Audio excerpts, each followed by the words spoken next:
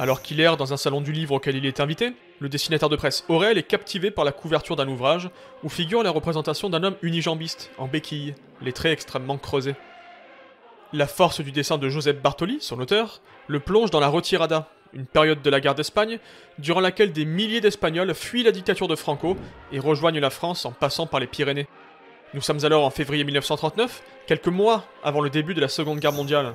Les autorités françaises sont dépassées par cet exode, au point de parquer les arrivants dans des camps de concentration où règne racisme, violence, maladie, manque d'hygiène, d'eau et de nourriture.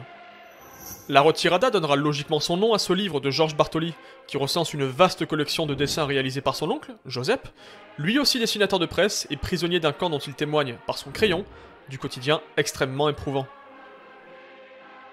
Déjà un minimum renseigné sur la guerre d'Espagne depuis sa découverte du Land and Freedom de Ken Loach, Aurel voit dans les dessins et l'histoire de l'artiste matière à un long métrage au croisement des genres et des époques. Josep, le film, n'est donc pas tant un biopic que la réappropriation par un dessinateur de la vie d'un autre dessinateur, qu'il transforme, étire ou condense, pour mieux questionner son art et nous en révéler l'essence.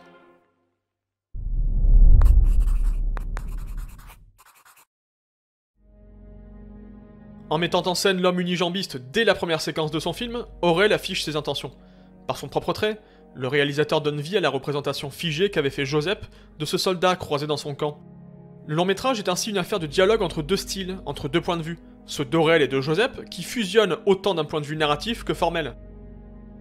L'une des belles idées du film est d'introduire le personnage de Josep par le biais de souvenirs, ceux de Serge, un vieil homme fictif, mais personnifiant l'un des policiers l'ayant réellement aidé à l'époque. Car à travers ses réminiscences, Aurel et son scénariste Jean-Louis Milesi justifient les partis pris visuels de cette période du récit, située en 1939. À la fluidité de l'animation et aux couleurs variées incarnant le présent de l'histoire, répondent en effet une animation volontairement limitée et une palette de couleurs plus restreinte, celle d'un passé qui se fait le reflet de la mémoire fragmentée et imprécise d'un homme mourant. Mieux encore, avec ses personnages semblant dessinés à la volée, figés par l'absence régulière de mouvement, Aurel fait directement écho à la situation de Josep à cette époque. L'artiste disposait en effet de très peu d'outils et réalisait ses croquis dans l'urgence, traduisait sans embâche l'horreur de son quotidien de manière brute. En outre, dans Josep, le mouvement n'est plus du découpage et d'effets de montage, notamment des fondus enchaînés également appliqués sur les personnages, que de l'animation à proprement parler. Par ce biais, Aurel porte notre attention sur le dessin lui-même, nous ramène à toute son immanence, celle de traits qui portent le mouvement en eux-mêmes, par la manière dont ils sont dessinés, dont ils figurent la vie. Tels les souvenirs de Serge, la mise en scène d'Aurel se laisse par conséquent porter par une succession d'images fortes ou symboliques, à l'image de ces hommes dévorant un cheval, ou de cette séquence de cauchemar parcourue des croquis de Josep. Il en va de même de ces Espagnols faisant leur toilette dans une atmosphère pesante, irréelle, presque onirique, dans une scène qui n'évoque rien de moins que Valse avec Bachir, autre grand film faisant de l'animation un moyen de mieux toucher le réel. Dans ce dernier, Harry Folman jouait avec les couleurs selon le ton des séquences. Onirisme, guerre ou entretien, le réalisateur touchait directement au sens des spectateurs pour mieux les immerger dans les remous de sa propre mémoire. Dans Josep, Aurel procède d'un cheminement similaire en différenciant les tons et les styles de dessin selon les périodes qui nous sont présentées.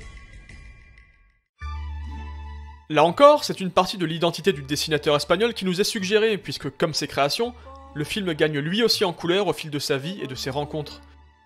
L'apparition de Frida Kahlo, caractérisée comme une muse s'émancipant de l'espace et du temps, est une idée purement cinématographique qui ne laisse pas le moindre doute sur l'impact que celle-ci aura pu avoir sur la sensibilité artistique de Josep. C'est elle qui l'amènera vers plus de compositions picturales, de tableaux, et sur une utilisation des couleurs dont le film tire une jolie métaphore. Caricaturizas porque lo que has visto, lo que guardas en la memoria, te da miedo. Y el día en que finalmente aceptes el color,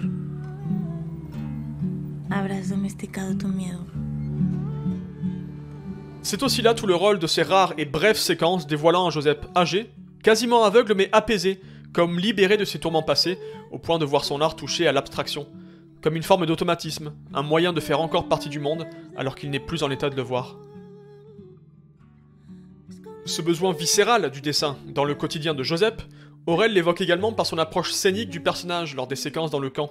Car au milieu de ces Espagnols assimilés à des ombres, âmes errantes tentant de survivre à la famine ou à la maladie, trône Josep, armé de son crayon et de son imaginaire comme arme de survie psychologique. L'homme y est souvent représenté seul au milieu du champ, ou observant le monde en bord cadre, à l'écart d'un contexte sur lequel il semble prendre du recul pour mieux l'observer et en restituer l'essence. En restituer les tourments, bien sûr, mais aussi ces instants d'intimité ou de communion qui façonnent son quotidien. Dessiner sur le sable, transformer l'horizon à travers son regard d'artiste, donner des traits zoomorphes aux geôliers abusant de leur pouvoir, utiliser le dessin comme moyen cathartique d'affronter la réalité d'un viol. Le dessin est avant tout utilisé ici pour maintenir une flamme de vie, selon les propres mots d'Aurel, avant d'être utilisé pour informer. Mais parce qu'il dépeint ici un pan méconnu de l'histoire de France à travers la représentation d'un trauma, le long métrage relève d'une démarche fondamentalement politique. Là où les textes manquent, les images prennent le relais, et ça, un dessinateur de presse comme Aurel le sait bien.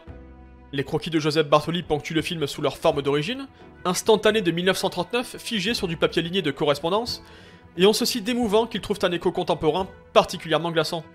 La montée du fascisme en premier lieu, la crise migratoire en Europe bien sûr, mais aussi plus indirectement l'attentat de Charlie Hebdo, tant le long métrage porte en lui l'importance du dessin de presse et les enjeux qui peuvent lui être liés.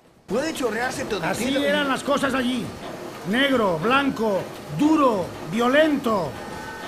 Si le film semble d'abord parcouru par les fantômes du passé, il souligne surtout leur survie dans notre présent. En s'intéressant à la retirada, Aurel met ses fantômes en lumière pour mieux les combattre avec les armes dont il dispose.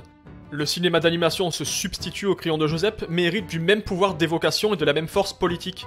Filtre posé sur le réel, non pas pour le transformer et le fuir, mais pour mieux l'appréhender et y faire face. C'est comme ça qu'on vous apprend à dessiner dans votre pays? C'est pas très ressemblant. Si, cochon, très ressemblant. Tiens, saloperie d'espagnol de merde! Selon Aurel, Joseph est un film pensé comme une caméra posée sur l'épaule du dessinateur et connectée à son imaginaire. À travers ce témoignage, le réalisateur questionne la réappropriation de la réalité par l'art et de son pouvoir en tant qu'arme politique. Si l'on sait désormais qui est Joseph, on ne le doit pas au respect d'une vérité historique, mais à sa représentation par le dessin et le cinéma, à leur capacité à nous faire accéder aux mondes intérieurs de leurs auteurs. La relation la plus importante du film est donc peut-être celle du vieux Serge et de son petit-fils. Un témoignage n'a de valeur que s'il est écouté, faisant de la transmission un acte tout aussi fondamental. Et quel meilleur moyen que l'art pour servir de relais, faire renaître le passé et interroger le présent?